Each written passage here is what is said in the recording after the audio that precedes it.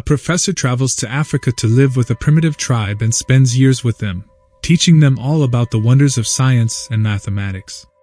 He makes friends with the tribe's chief and his wife, and they all live happily for some time. One day the chief's wife gives birth to a white child. The word spreads and the entire tribe is in shock.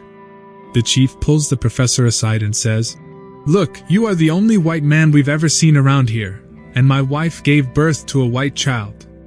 It doesn't take a genius to figure out what happened." The professor replied, "No, chief, you're mistaken. What we have here is a natural. Look at that field over there.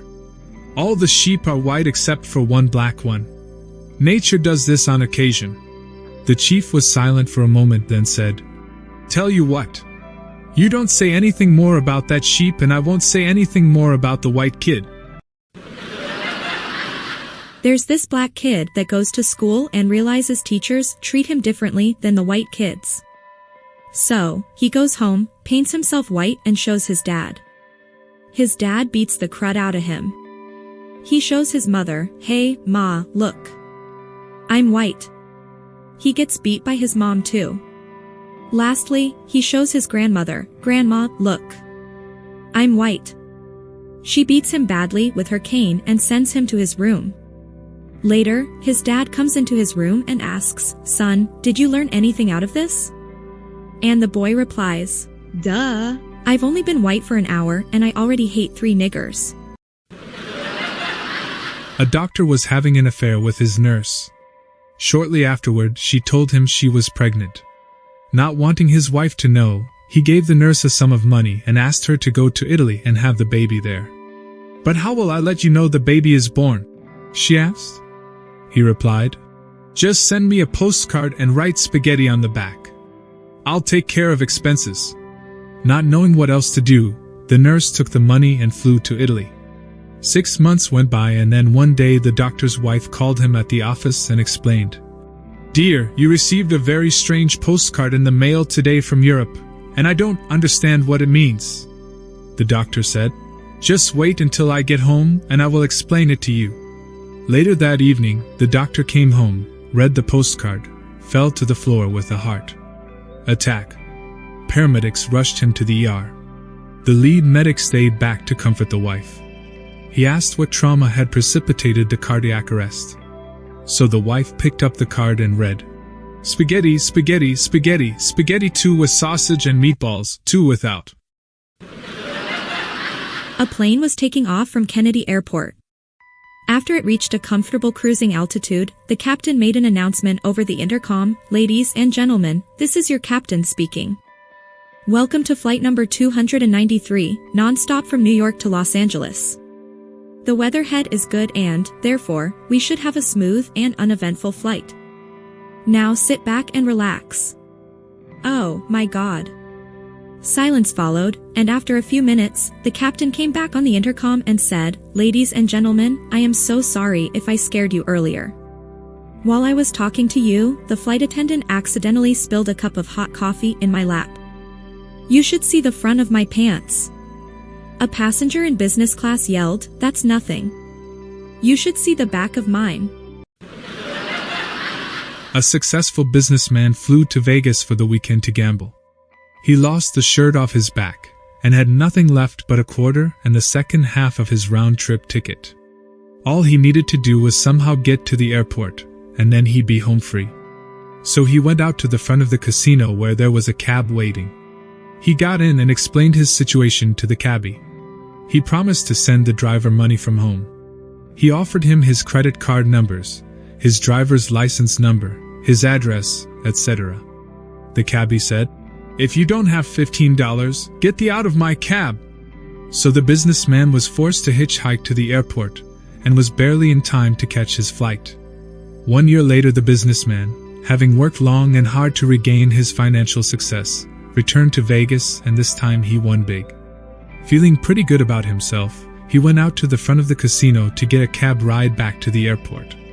Well, who should he see out there, at the end of a long line of cabs, but his old buddy who had refused to give him a ride when he was down on his luck.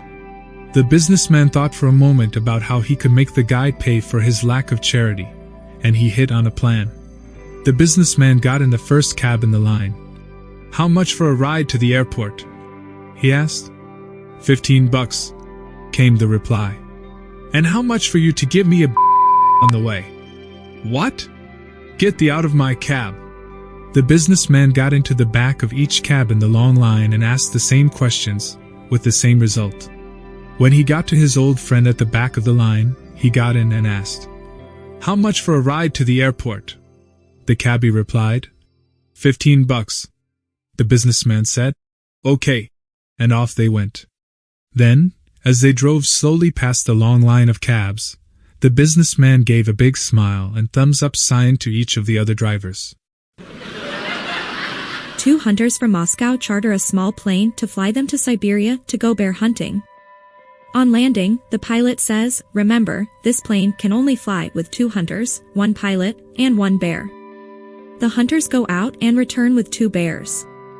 So the pilot says, "I told you 1 bear." But the hunters point out that the previous year, on payment of an extra 100 rubles, the pilot had let them put 2 bears on board.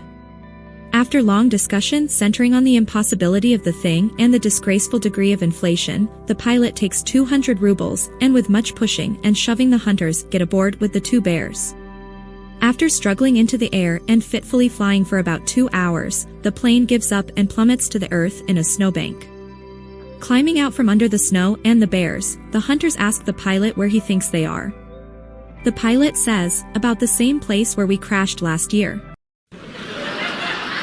A man with a talking parrot is getting married. On the day of the wedding, he says to the parrot, "Now look here, I know you are always sad in that window sticking your beak in. When me and my new wife get back from the wedding, I want you to turn round and no matter what you hear, I do not want you to turn back or I'll break your neck. Do you understand?" The parrot reluctantly agrees. On returning from the wedding, the parrot turns round as instructed, and behind him the bride and groom start to pack for the honeymoon. The wife, however, has packed too much, and they can't get the case closed.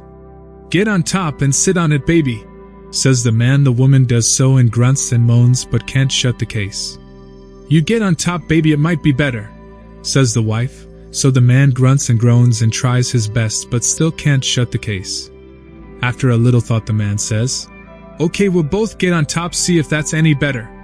The parrot turns round and says, "Neck or no neck, I have to see this."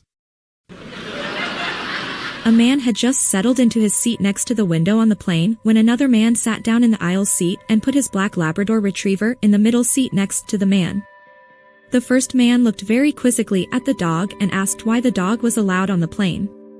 The second man explained that he was from the Police Drugs Enforcement Agency and that the dog was a sniffing dog. "His name is Sniffer and he's the best there is. I'll show you once we get airborne when I put him to work." The plane took off, and once it has leveled out, the policeman said, "Watch this." He told Sniffer to search.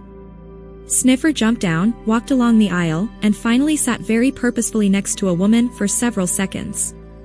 Sniffer then returned to his seat and put one paw on the policeman's arm.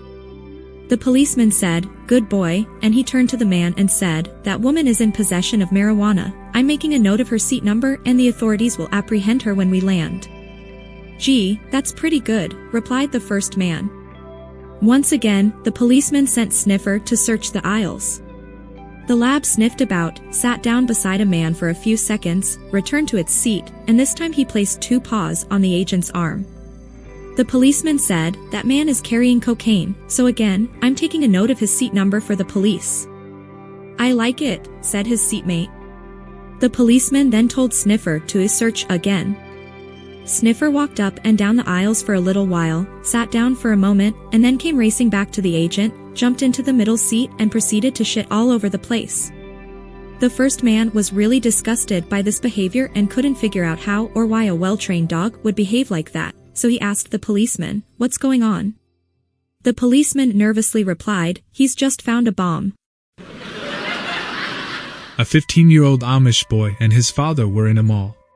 They were amazed by almost everything they saw, but especially by 2 shiny, silver walls that could move apart and then slide back together again. The boy asked, "What is this, father?" The father, never having seen an elevator, responded, Son, I have never seen anything like this in my life. I don't know what it is. While the boy and his father were watching with amazement, a fat old lady in a wheelchair moved up to the moving walls and pressed a button. The walls opened, and the lady rolled between them into a small room. The walls closed and the boy and his father watched the small numbers above the walls light up sequentially. They continued to watch until it reached the last number, and then the numbers began to light in the reverse order. Finally, the walls opened up again and a gorgeous 24-year-old blonde stepped out. The father, not taking his eyes off the young woman, said quietly to his son, "Son, go get your mother." Hey there. I put a lot of effort into making these videos, so please subscribe for more jokes and stay happy. Thank you.